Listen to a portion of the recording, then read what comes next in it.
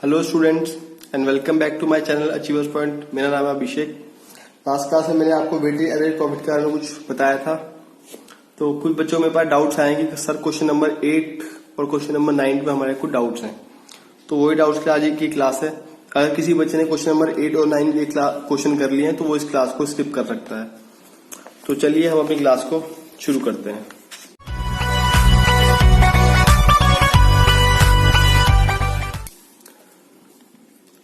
From the following information is available about the business of a firm.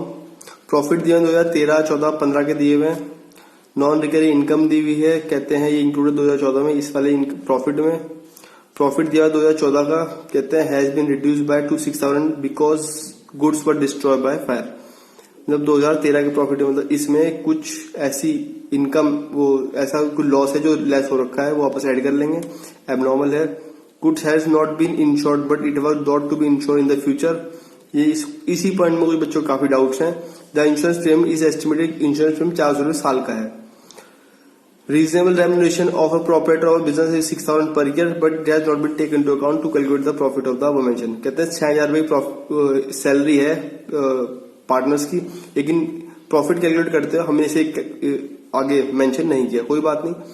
Profit 2015 का है इस वाले में, कहते हैं 5,000 इनकम इज ऑन इन्वेस्टमेंट। कुछ इसके अंदर इनकम जुड़ी है, वो हम इसमें लेस कर देंगे। क्वेश्चन की रिक्वायरमेंट क्या है? Goodwill is agreed to be valued at 2 year average profit of last 3 year. कहते हैं गुडविल आपको निकालनी है वेटेड एवरेज प्रॉफिट के, एवरेज करना आपको लास्ट 3 ईयर का, और आपको एनवाई भी दिया हुआ है 2 ईयर्स। लिखो ना agreed profit value at 2 year purchase, NYP number of year purchase. Portion दिया हुआ है आपको वेटेड का, फर्स्ट ईयर का, फर्स्ट, सेकंड, थर्ड, ये तो आपको पता ही है। तो क्वेश्चन की मैं आपको वर्किंग दिखा देता हूँ। क्वेश्चन की वर्किंग कैसी है? इलस्ट्रेशन नंबर 8 है। इसका कोई फॉर्मेट तो नहीं है, पर फिर भी calculation of weighted average profit.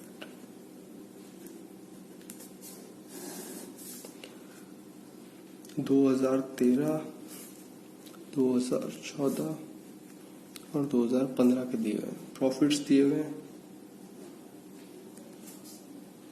40,000, 50,000 and 60,000। Profit increasing trend भी है तो वेटेड एवरेज लग सकता है।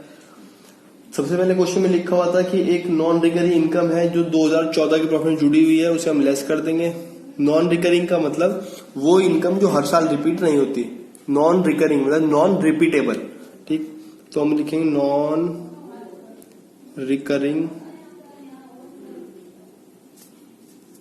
इनकम, लेस कर देंगे 1,000। नेक्स्ट क्वेश्चन कहते हैं profit of 2013 has been reduced by 3,000, उसे हम ऐड कर लेंगे, वो है एबनॉर्मल लॉस।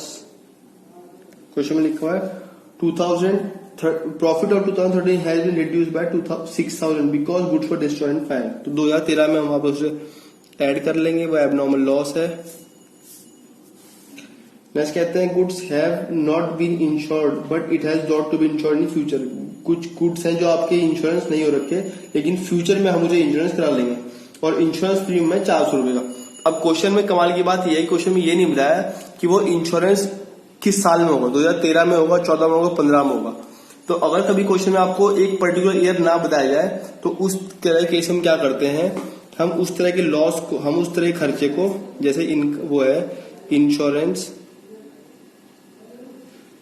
प्रीमियम 400 का, तो हम उसे हर साल के प्रॉफिट में से लेस कर लेते हैं, ये मान के कि वो हर साल होना होगा, ठीक है जी। नेक्स्ट कहते हैं एक रीजनेबल रेम्युनरेशन है प्रोपराइटर की 6,000 रुपए की per year but it has not been taken into account for calculate the mention profit. आपके पार्टनर्स की 6,000 रुपए की सैलरी है जो प्रॉफिट कैलकुलेट करते हुए इन प्रॉफिट में जो लेस नहीं करी गई, तो उसे भी हम लेस कर लेते हैं मानते हुए कि वो भी होगी सैलरी टू पार्टनर 6,000 रुपए इसे, क्योंकि एक पर्टिकुलर ईयर नहीं दिया हुआ तो हम उसे क्या करेंगे, हर साल में से हम उसे लेस कर देंगे। नेक्स्ट कहते हैं प्रॉफिट ऑफ 2015, मतलब ये वाला इनकम 5,000 इनकम इज इन्वेस्टमेंट, इसके अंदर 5,000 रुपए की इन्वेस्टमेंट की इनकम है, उसे हम क्या करेंगे, लेस कर देंगे। इन्वेस्टमेंट इनकम 5,000 रुपए ऐड कर लेंगे।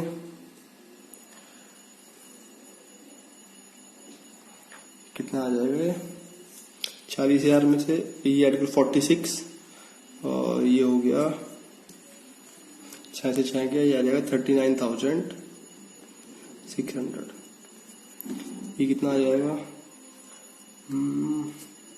44 में से लेस हुआ 43 और 42,600 और ये आ जाएगा कितना,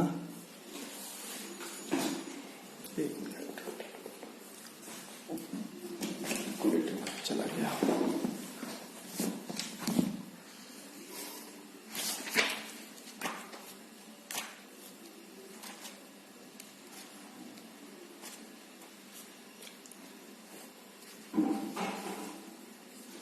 $48,600।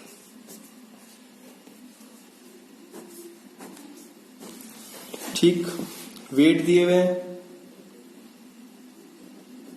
फर्स्ट ईयर को फर्स्ट, सेकंड ईयर को सेकंड, थर्ड ईयर को थर्ड, तो हम मल्टीप्लाई कर लेते हैं, आपके पास प्रोडक्ट आ जाएगा,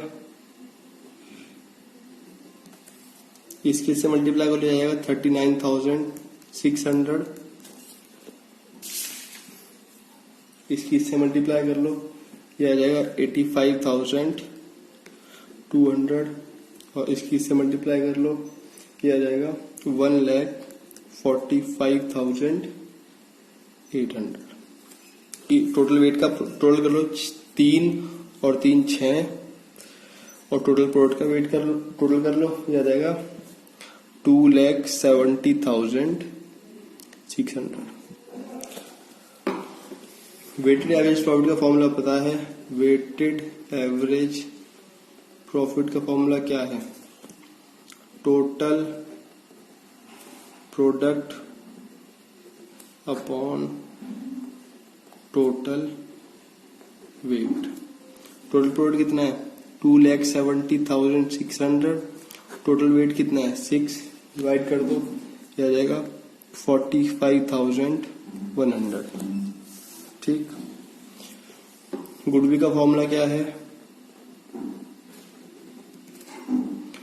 weighted average profit into NYP। Weighted average profit कितना है 45,100 इंटू NYP कितना दिया था क्वेश्चन में 2, ये कितना आ जाएगा 90,200। आई होप क्वेश्चन में आंसर भी यही दिया हो, कितना दिया हुआ है 90,200, यही हमारा आंसर मैच होता है। तो आई होप आपको ये समझ में आ गया होगा ये क्वेश्चन कैसे सॉल्व हुआ। ठीक, फिर भी कोई डाउट हो आप मुझे कमेंट सेक्शन में बता सकते हैं, मैं फिर भी आप इसे और डिटेल में बता दूंगा। ठीक, एक क्वेश्चन और डाउट था बच्चों का, वो डाउट है क्वेश्चन नंबर 9, वो भी पढ़ देते हैं, वो भी सॉल्व कर देते हैं। कहते हैं calculate the value of goodwill on the basis of 3 year purchase. NYP दिया हुआ 3 year purchase of the weighted average profit of last 5, मतलब आपको जो वेटेड एवरेज प्रॉफिट करना है वो लास्ट 5 ईयर करना है।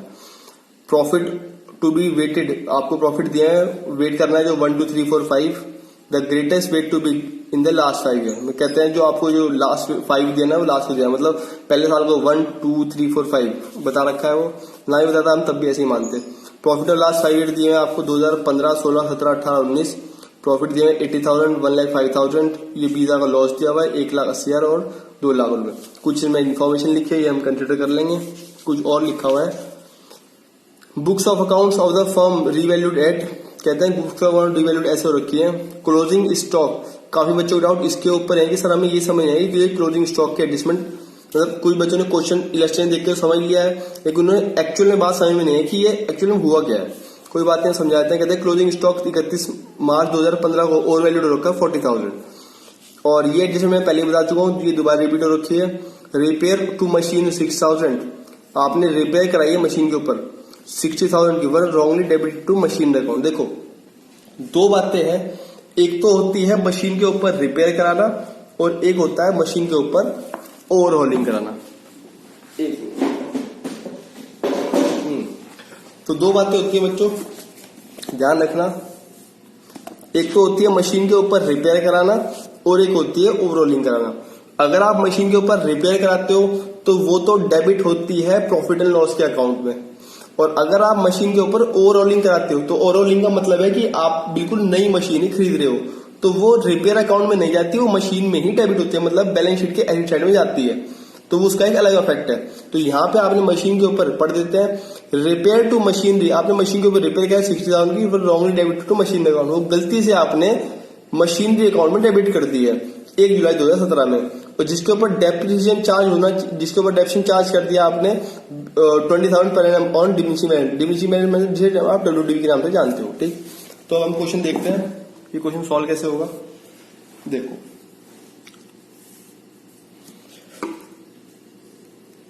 इलस्ट्रेशन नंबर 9 है, कैलकुलेशन ऑफ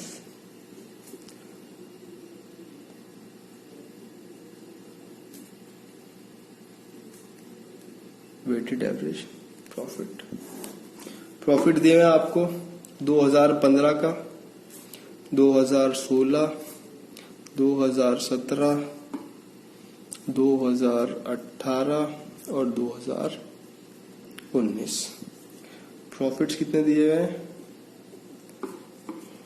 80,000,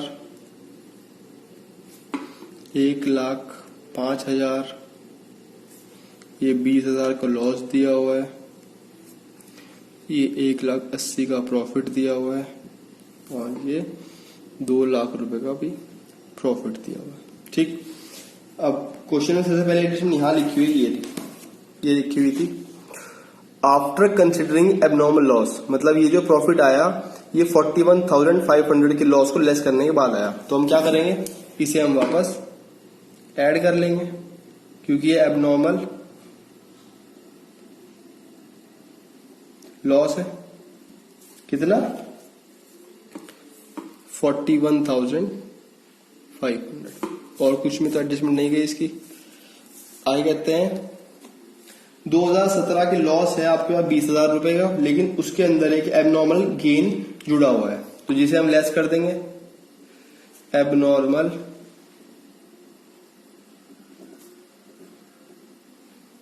कितने का? 40,000 का, वो लेस होगा। ठीक, वो लेस, वो ब्रैकेट लग गया, कोई बात नहीं, अगर ब्रैकेट लगाओगे तो भी अच्छी बात है, नहीं लगाओ कोई दिक्कत नहीं। ठीक, आगे कहते हैं 2018 में फिर लिखा हुआ है क्वेश्चन में क्लोजिंग स्टॉक और 2015, मतलब इसमें 2015 का क्लोजिंग स्टॉक ओवर वैल्यूड है 40,000 रुपए से। ठीक, अब इस बात को ध्यान से समझने के लिए आपको क्या करना पड़ेगा, इधर से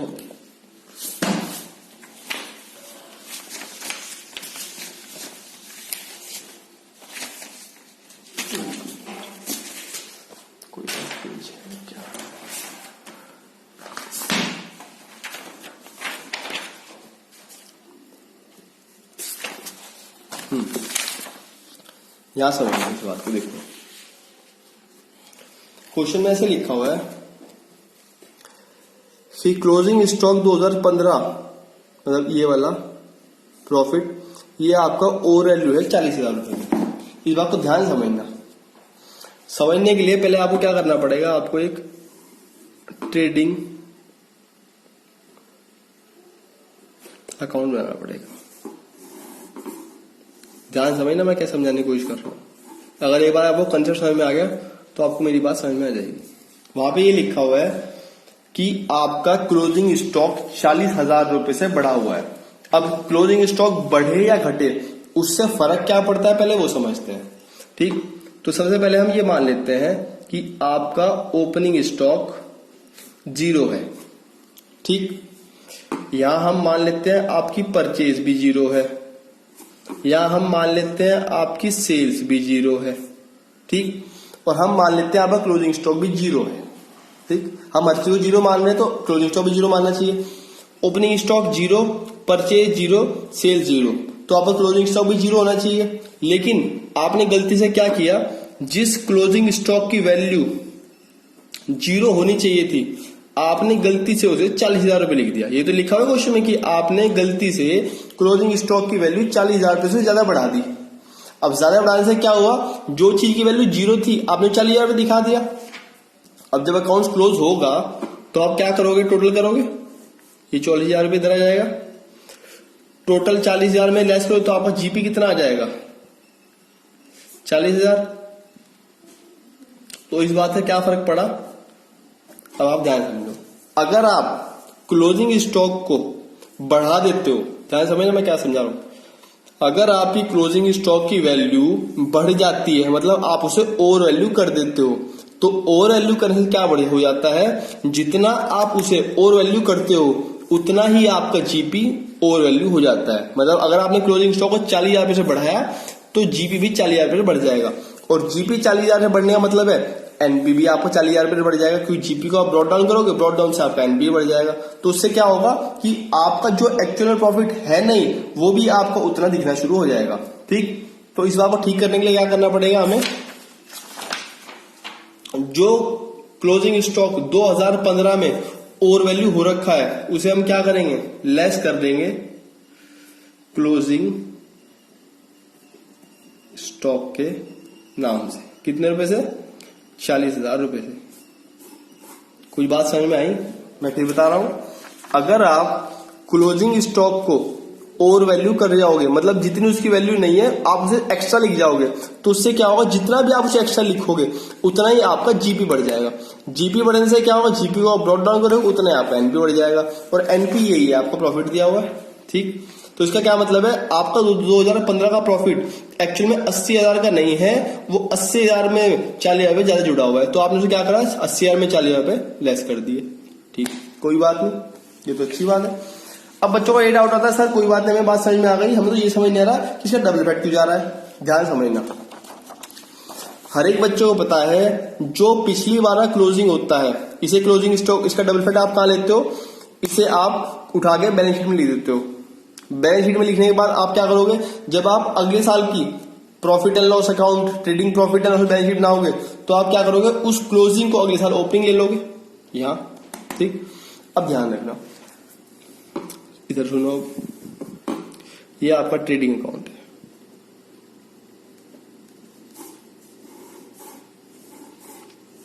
ध्यान सुनते रहो, मैं क्या समझाने की कोशिश कर रहा हूं। ज्यादा डब्बे बन गए, 1 2 3 4 डब्बा ज्यादा बन गया। ठीक, तो सपोज करो आपका ओपनिंग स्टॉक जीरो था, पिछले साल जो आपका क्लोजिंग स्टॉक हो वो साल का ओपनिंग बन जाएगा, ये तो बात सबको ही पता है, जो पिछले साल का क्लोजिंग वो ओपनिंग बन जाएगा। तो ये पिछले साल का क्लोजिंग था, इस साल का ओपनिंग बन जाएगा, ये 40,000 रुपए हो गया।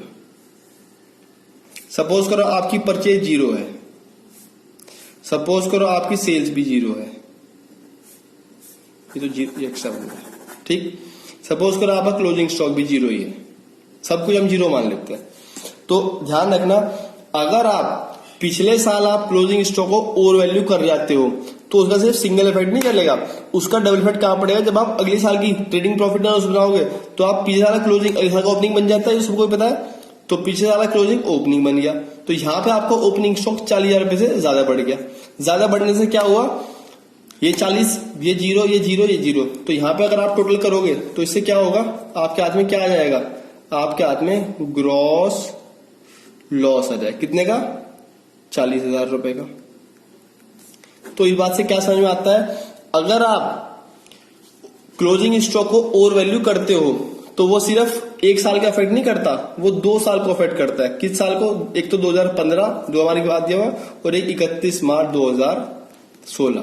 ठीक, तो आपने क्या किया, 31 मार्च 2015 में जो क्लोजिंग स्टॉक ओवर वैल्यू हो रखा था उसे 2015 में लेस कर दिया। ठीक है जी, और उस क्लोजिंग स्टॉक से अगले साल वो ओपनिंग स्टॉक बना, तो अब आप ठीक करने के लिए क्या करोगे, 31 मार्च 16 में क्या करोगे आप उसे? अगले साल आप उसे वापस ऐड नहीं कर लोगे ओपनिंग स्टॉक के नाम से, लेकिन कहां? 2015 में 40,000 रुपए। क्योंकि देखो ना, लॉस आया 40,000 रुपए का, जो कि एक्चुअल में नहीं था। अब अगर आप यहां ये लॉस को आप ब्रॉट डाउन करोगे तो आपका लॉस और बढ़ता रहेगा, लेकिन एक्चुअल में तो लॉस है ही नहीं। आपकी क्लोजिंग स्टॉक के ओवर वैल्यू करने से ही आपका प्रॉफिट ज्यादा बढ़ा, वो क्लोजिंग स्टॉक ज्यादा हुआ, आपको ओपनिंग स्टॉक ज्यादा बढ़ा, ओपनिंग स्टॉक ज्यादा बढ़ने से आपका ग्रॉस लॉस बढ़ गया। तो आपने क्या किया? प्रॉफिट को ठीक करने के लिए एक साल में तो आपने क्लोजिंग स्टॉक को लेस कर दिया, अगले साल उसी ओपनिंग स्टॉक को वापस ऐड कर लिया। ठीक, आई होप आपको मेरी बात समझ में आ गई। ये काफी इंपॉर्टेंट एडजस्टमेंट थी, काफी बच्चों को डाउट रहता है। लास्ट एडजस्टमेंट है, जल्दी खत्म हो जाएगी। कहते हैं रिपेयर टू मशीनरी, आपने मशीन के ऊपर रिपेयर कराया 60,000 रुपए की, आपने वो गलती से डेबिट कर दिया मशीनरी अकाउंट में, जो कि डेबिट नहीं होनी चाहिए थी। ठीक, अगर डेबिट नहीं होनी चाहिए तो कहां जाना चाहिए था? इसका मतलब रिपेयर अकाउंट में जाना चाहिए था। आपने रिपेयर कराई थी 1 जुलाई 2017 में, अगर जुलाई 2017 पे रिपेयर कराई है तो अकाउंट सब क्लोज होंगे 31 मार्च 18 पे, तो फर्क आएगा इस साल के प्रॉफिट में। ध्यान रखना, पहले तो आपको यह पता होना चाहिए कि किस साल के प्रॉफिट पे फर्क पड़ेगा। आपने रिपेयर कराई जुलाई 17 में, तो अकाउंट सब क्लोज होंगे 18 पे, तो आपको 18 का प्रॉफिट ठीक करना पड़ेगा। ठीक, और उसके बाद आपने डेप्शन वर्ष चार्ज, आपने डेप्शन चार्ज कर दिया 20,000 रुपए का, तो ठीक कैसे होगा? बड़ा सिंपल है। आप क्या करो, ऐड कर लो पहले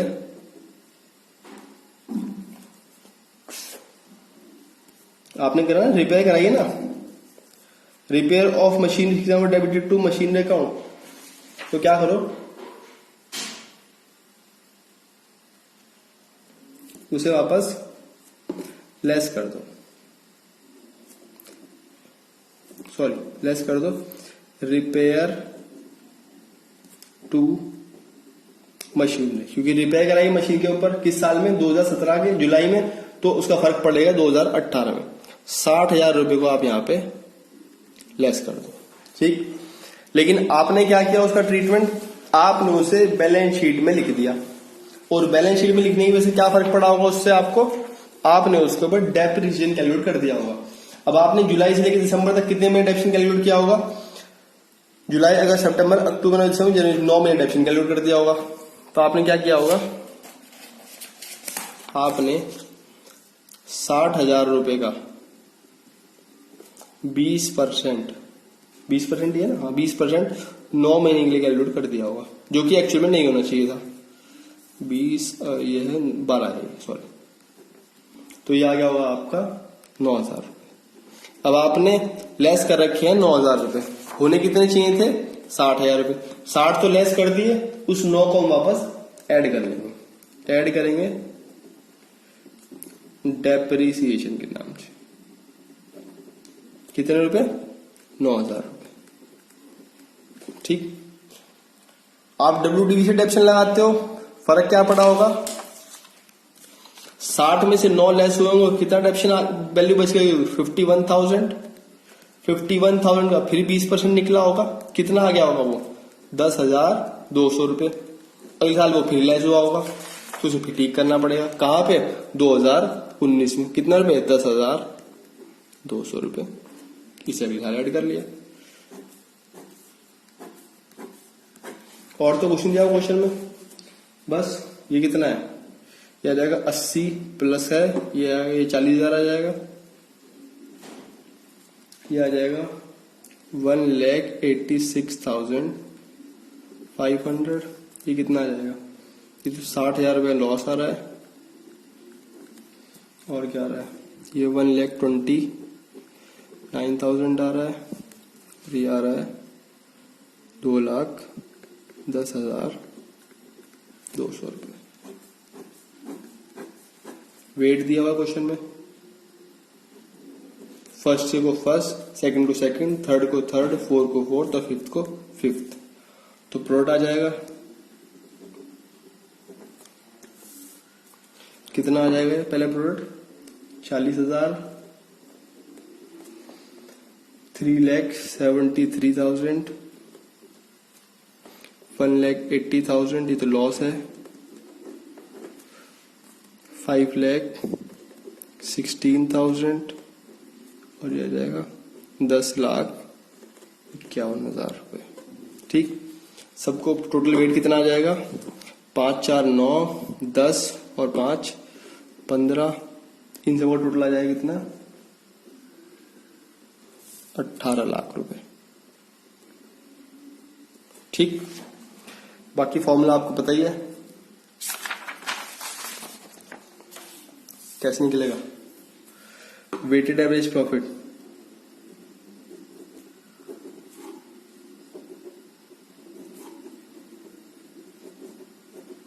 कैसे आएगा? Total product upon total weight. कितना वेट? 15, 1,20,000 रुपए। गुडविल कैसे निकलेगी? Weighted average profit into NYP। Weighted average है 1,20,000 रुपए, NYP दिया तो क्वेश्चन में 3, तो आ जाएगा 3,60,000। और ये शायद क्वेश्चन में दिया हुआ है, बिल्कुल सही। ठीक, तो बच्चों आज की क्लास सिर्फ बच्चों के डाउट के लिए थी। मैं आपको जो नेक्स्ट क्लास होगी उसमें आपको सुपर प्रॉफिट बताऊंगा। अगर आपको फिर भी कोई डाउट हो तो आप मुझे कमेंट सेक्शन में बता सकते हैं। अगर आपको वीडियो यूजफुल लगी हो तो वीडियो को लाइक करें, अपने फ्रेंड के साथ शेयर करें और चैनल को सब्सक्राइब भी करें। Thank you students, thanks for watching my video.